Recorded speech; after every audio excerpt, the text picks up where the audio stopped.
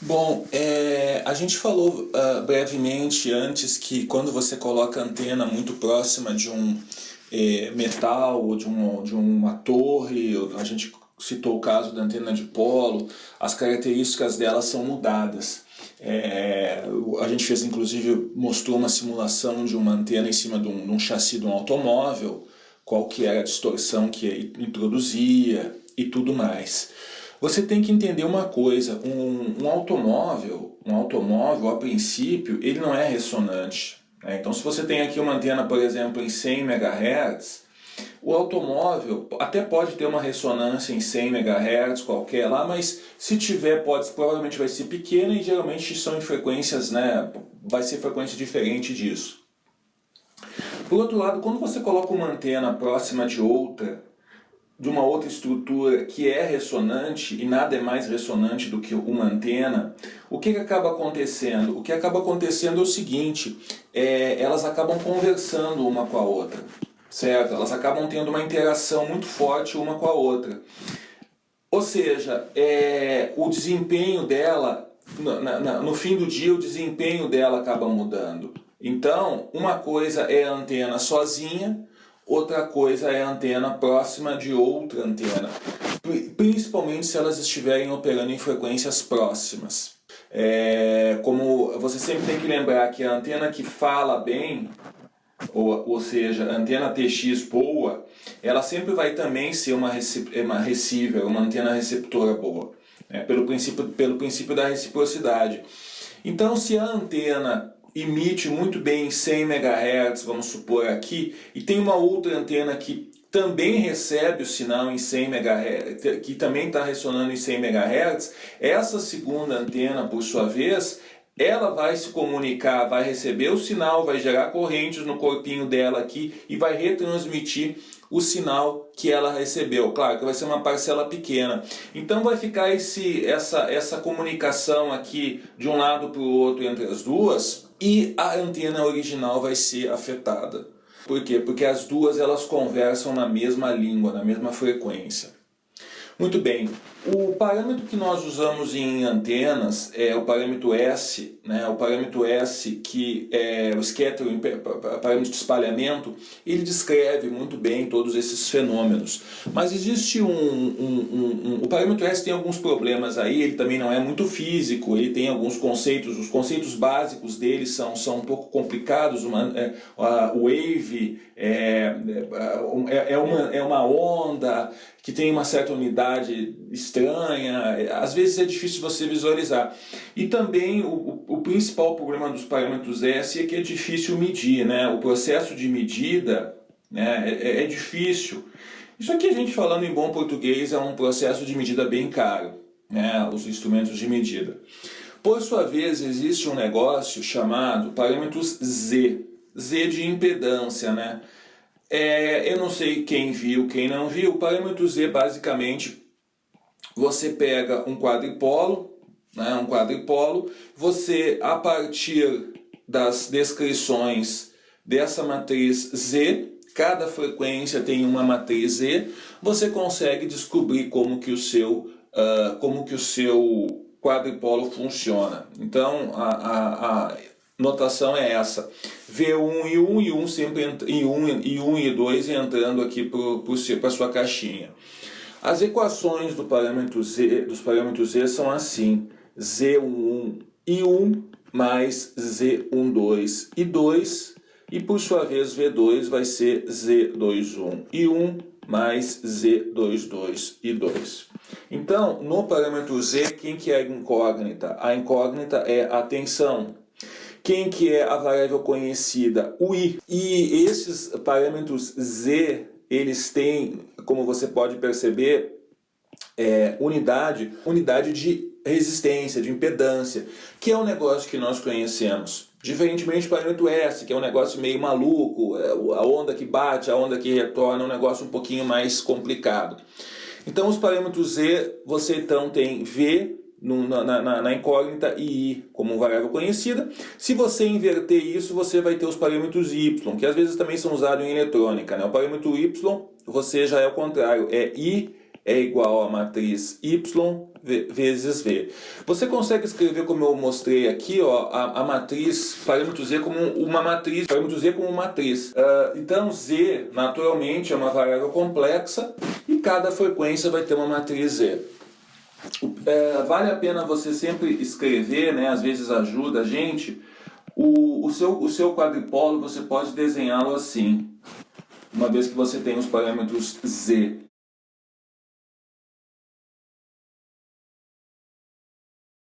E aqui nós vamos ter Z12 ou Z21.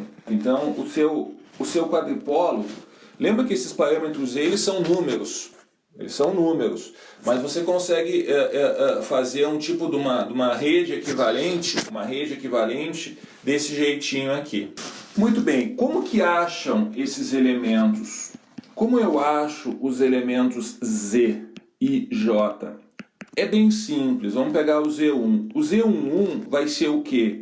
V1 por I1, olhando aqui a expressão, né? Olhando aqui a expressão, V1 por I1, com a condição de que I2 é zero. O que significa I2 ser zero? Significa que é um circuito aberto.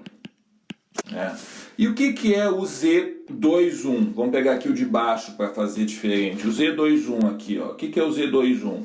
O Z21 ele vai ser o quê? O V2 sobre o I1, aqui embaixo é I1, com a condição de que o I2 é zero. Então, nos dois casos aqui eu tenho o I2 é zero. Óbvio que o Z12 vai ser o quê?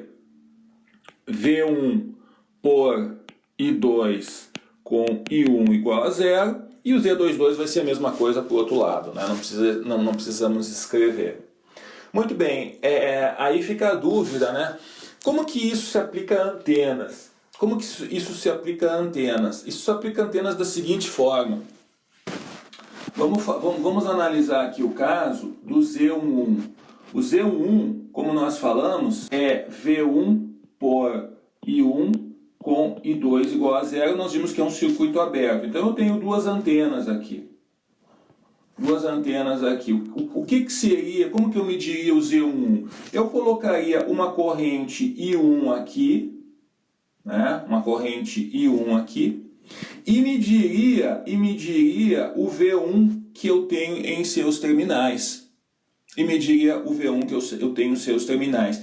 E o que acontece com o I2? O I2 é zero, ou seja, isso aqui fica aberto. Então, o I1 seria input e o V1 seria o output. Então você injetaria uma corrente na frequência que você deseja naturalmente e você mediria, né, isso aqui é uma fonte de corrente, você mediria a tensão nos terminaizinhos dela. A gente sabe que fonte de corrente tem tensão sobre ela, né, uma tensão que depende do ambiente, no circuito no qual ela está conectada. Então essa seria a medida do Z11. E como que seria a medida do Z21? Por sua vez, então eu tenho as mesmas duas antenas aqui, né? As mesmas duas antenas, vou colocar em azul o circuito. O Z21, a fórmula a medida é V2 por I1 com a condição de que I2 seja zero. Então, como é que a gente faz isso na prática? I2 zero, isso aqui tem que ser aberto. E eu meço o V2 aqui. Certo? Então, aqui eu tenho I2 aberto e eu estou medindo V2. E eu excito aqui, ó, com uma corrente I1. Então eu quero que você visualize que esse Z2, esse Z21, ele está falando quanto que uma antena conversa com a outra, né? A conversa com a outra. É óbvio que se o seu Z21 for em módulo grande, a conversa também é grande. Isso que eu quero que você entenda. Em outras palavras, se eu colocar 1 watt, não vou nem pensar em corrente, vamos pensar em unidades que a gente tem. Se eu colocar um sinal na antena 1, se eu colocar um sinal aqui na antena 1 e chegar um sinal grande na antena 2, eu posso dizer que o meu Z21 é grande. certo? Eu posso dizer que o meu Z21 aí tem um valor relativamente, uma amplitude alta. Agora, se eu colocar um sinal aqui na minha antena 1 e não tiver nada na minha antena 2, esse provavelmente Z21 vai ser muito próximo em módulo de 0. Tá bom? E o Z11, por sua vez? O Z11, você... e uma coisa que a gente não falou, é óbvio, né, que o Z12 é igual a Z21. Então, devido à reciprocidade das antenas, ao princípio da reciprocidade, ou seja, não faz diferença a antena estar recebendo e a antena está recebendo ou está transmitindo. Então, eu tenho essa característica em antenas. Isso em circuitos eletrônicos, você pode até imaginar um circuito lá, sei lá, que tem um diodo, alguma coisa assim, isso já não é verdade. Uma coisa é eu excitar aqui, por causa do diodo, outra coisa é eu excitar aqui. Então, isso não é recíproco. Já no caso de antenas, existe essa reciprocidade. Em geral, existe essa reciprocidade. Óbvio que se tiver uma antena ativa, ou seja, que possua algum elemento eletrônico, essa reciprocidade não vale. Mas antenas passivas, Z12 é igual a Z21. Z11 não é igual a Z22, mas essas duas, essa relação aqui vale. Então, a gente pode imaginar, a gente pode ser levado a acreditar que o Z11 é igual à impedância de entrada da antena 1. Certo? É uma hipótese válida. Z11 é a impedância de entrada da antena 1. E isso aqui não é verdade. Isso aqui não é verdade. Não é verdade pelo seguinte. O que é o Z11? Vamos pensar aqui no nosso circuitinho. O Z11 é igual ao Z1 se o Z21, aliás, o Z12 for 0, tender a 0. Ou seja, se a outra antena ficar muito longe. Se a antena 1 estiver muito longe da antena 2, a interação entre elas vai ser 0. E aí não vai ter. A impedância que você vai medir aqui vai ser exatamente o Z11. Nessas condições, Z1 é igual a Z11. Quando isso não acontece... Agora, não tem sentido você colocar uma antena distante 2 km da outra e medir acoplamento. O acoplamento em redes é quando elas estão próximas. Na realidade, o Z1 vai ser o quê? É o V1 por I1. Se você for olhar a fórmula que nós tínhamos antes, o que acontece? Olha aqui, essa aqui é a definição da impedância de entrada. É tensão por corrente, ponto final. Se eu dividir V1 por I1, eu vou ter a impedância de entrada do primeiro, que vai ser o quê? Z11 mais Z12, e aqui que aparece um negócio bacana, I2 por I1. Então, a diferença do que a gente achava do Z1 para a impedância de entrada da porta 1 para o Z11 é esse termo aqui. E esse termo aqui, ele está dizendo o que para você? Dizendo óbvio, na verdade, que a impedância de entrada da antena 1, ela depende do acoplamento. Então, isso que se chama o acoplamento entre as antenas. E não só do acoplamento sozinho. De repente, você tem uma antena aqui que tem um sinal bem pequenininho, e essa antena tem um sinal enorme. E aí, essa antena 1, ela vai sentir esse sinal. Por isso que existe a razão aqui, ó, entre as duas antenas.